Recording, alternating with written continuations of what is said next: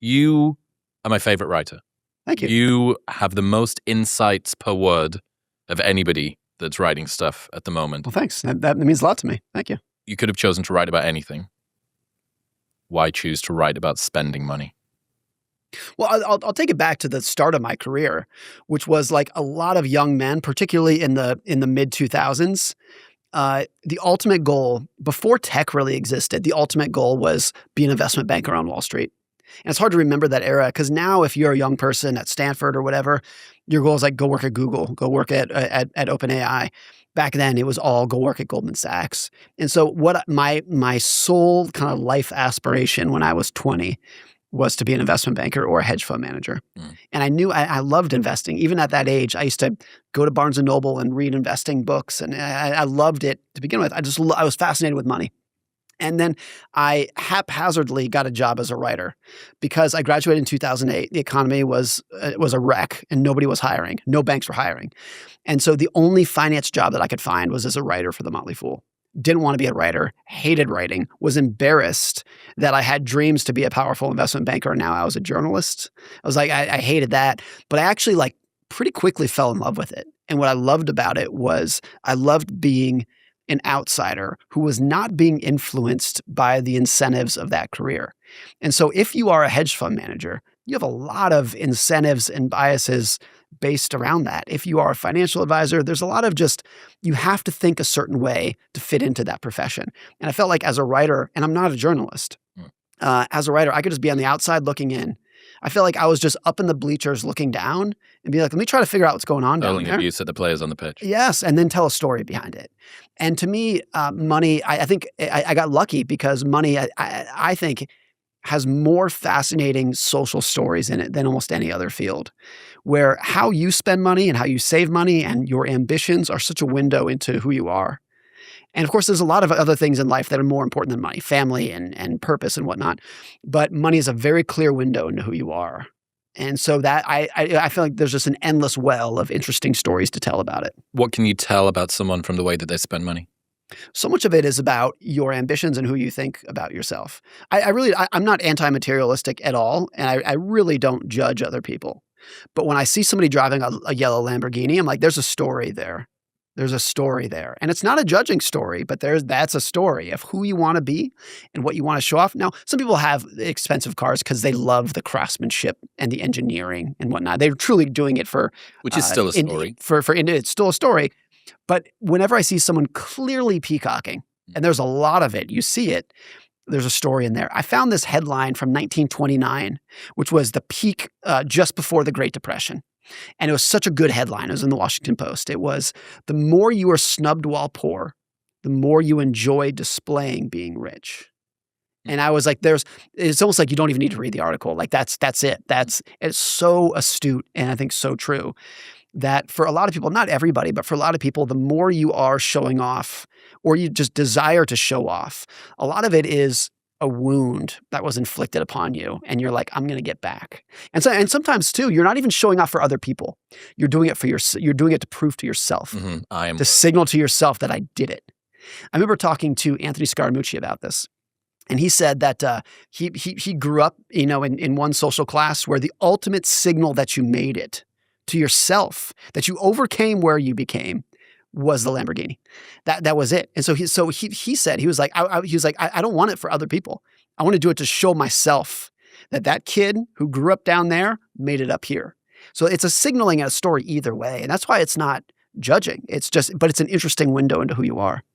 Like retributive materialism is what it's making me think of, that I am going to get back at whatever that thing was from my past. Yeah. And good. You see this across everything. You see this across people who spend a lot of time beautifying themselves, because they probably at one point in their life felt quite ugly. Yeah. Somebody who spends a lot of time accumulating power. Well, at one point they probably felt pretty powerless. Yeah. Somebody who tries to accumulate a lot of wealth. Well, they felt like they maybe didn't have very much freedom, or they didn't have very much independence, or they were very poor.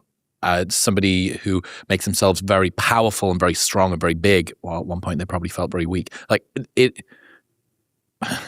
it's not a wonderful lesson because in the calling out of it, it sort of derogates the thing that most people are chasing, and everyone fucking hates that because it devalues the goal that they haven't yet reached or the one that they have reached. And they say, look how fucking hard I worked to get to this place. And you're telling me this is part of just some childhood ancestral wound thing. It's like, I get that. But if you look around closely, the reliability of being able to pattern match what somebody becomes or is trying to become and what it is that they fear or what they used to be is really high hit rate. And the saying that a lot of people know, hurt people hurt people. Mm-hmm. There's a lot of cousins of that, of just like the way that we behave and act is a reflection of insecurities, things that were done to us that we had in life, or even positive experiences that we've had in life. I think a lot of people who grew up very wealthy, they have a very interesting financial psychology as well. They understand, I think, very acutely what money cannot do for you. So a lot of them, if you talk to them, would be like, yeah, we grew up very rich and we had all these homes and all these cars, but pick whatever story you want. My parents didn't get along. My parents got divorced. My dad didn't have any relationship with me. I was bullied at school. Like they're very acute. They're acutely aware that money can solve a lot of problems and build an amazing life for you, of course. But I think when you're poor, it's easy to tell yourself, that's the solution to all my problems. That if only I had that much money, then this hole I have in my soul would go away and it'd fill up and everything would be done. And the people who grew up rich know that that's not true. Will a big house make you happier? If you use it as a way to have better relationships with people. If you have a big house so you can have 20 of your best buddies over every Friday night and have a great time, yes. If you have a big house because that's what you need for you and your spouse to have 5 kids and that's your meaning and purpose in life, yes, absolutely. But I think if you're using it as a way of just like because that's what you should want kind of thing, then it can be pretty miserable. Very interesting. Harvey Firestone, who created Firestone tires, he was alive 120 years ago or some odds. He wrote a biography in the 1920s. And he pointed this out. He said, every wealthy person that he knows, without exception, buys a gigantic house. And every single one of them, without exception, finds it to just be a tremendous burden. and he was like, why do we do it? And he even said Henry Ford, who at the time was like a cheap miser kind of thing. He was like, even Henry Ford has a gigantic house that he hates. But he's like, there has to be something in the human soul that just associates large property with success. Big abode. And I think a lot of people who have a big house know this. Like a big house is a tremendous amount of upkeep.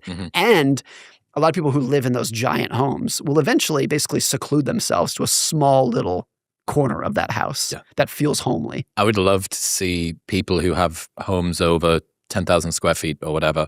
I'd love to do one of those GPS tracking maps. Yes. You know how they do Where with wolves? Where do you stay with wolves? Yeah. And I'd want to see, oh my God, of the 10,000 square feet that your house is, you use the same 1,500 square feet. Right. And you would be able to purchase that in this location or however many of these, or this is what you lived in. You use the size of house that you lived in when you were 22. Yes.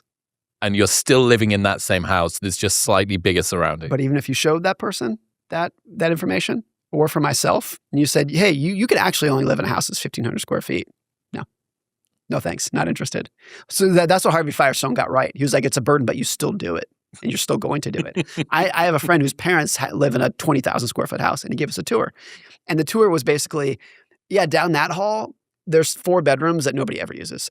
Down this hall, there's a room. It was going to be a gym, but we actually put the gym downstairs. Nobody ever uses it. He was give us a tour of places that are never used. And just like I said, they basically secluded themselves to the kitchen, living room, bedroom, and that was it. Behold my obsolescence. Look at how much surplus I have. But I think this is why it's such a fascinating topic, because people have always done that and they will always do it. An interesting point is even rich people, not all rich people buy fancy cars. Not everyone's into cars. Yeah. Not all rich people. Most rich people fly at a slightly nicer class. I think that's one of the places that very few people regret choosing to fly business over flying economy if you're in the market for that kind of travel quality. This is what Sam Zell, who was a billionaire real estate guy, he told David Senra this. Sam Zell said, the only true material luxury is flying private. So Sam's advice, it's ambitious advice. He was like, get the private jet money. That's the only thing that makes a difference in your life. Scott Galloway said the same. Scott Galloway said, once you were able to own your own home, the only next thing worth buying is being able to have a jet. And obviously that's 0.0001% It's a fucking, I'm like, Scott, the difference between, I mean, for a lot of people, being able to buy a house is that's out of fucking reach at the moment. And then the jet thing, but at least to me, the sort of funny note on that was like, what about a yacht? And he's like, yacht's stupid. No, pain in the ass. Yeah. Yeah. I thought it was so funny. How do you define financial success then, after all of this time thinking about it? What does financial success come to mean? To me, it's independence to be who you want to be. And who I want to be is not who you want to be. Everyone has their own very individualistic definition of that. It's waking up and saying, I can do whatever I want today, and having the independence and the freedom to do that. And the distinction is there are billionaires who have no control over their time, no control over their schedule, spend their entire day doing things that they don't want to do. And there are people who make $50,000 a year who are living their absolute best life and totally control their life, control where they live, where they work, who they spend their time with, doing the hobbies that they want to do. And so to me, that's really what wealth is. And I think a lot of people can get this wrong in their ambitions, that if your sole financial ambition is I want the highest net worth, and the way in which you're going to get that is to basically put on a performance of somebody that you're not, and wake up every morning and do things that you don't enjoy doing. And that's not to say hard work. I think the vast majority of people get a big thrill and a lot of pleasure out of hard work. They like being productive, doing the thing that they want to do. It's working hard on things that you genuinely don't enjoy solely because you're attracted to a bigger bank account. But then that's a very common thing. So I think the definition of wealth is the ability, the pleasure of being who you want to be, being independent, waking up every morning and saying, what I'm going to do today is the thing that I want to do. Wealth without independence is a unique form of poverty. That's what it is for a lot of wealthy people. This to me is one of the most fascinating things of meeting a lot of wealthy people. If you associate wealth with material, and you go, they have a big house, they have a big car, maybe they have a plane, and you associate, oh, this person is very wealthy. And for a lot of them, not all of them, but for a lot of them, if you get to know them, they spend the vast majority of their day doing things that they don't want to do. And that to me, that still might be appealing to some people. Or if you're not at that, you might say, look, I understand you say that, but let me experience it for myself. Let me try to do that. That's always the appeal. So I get that. But it's, of the very wealthy people I've met, some of them have truly amazing lives. And I wouldn't say jealous, but I look at them and be like, I want to be you. Yep. I think there's a greater number though, that if you get to know them, you're like, wow, that's not what I thought it would be.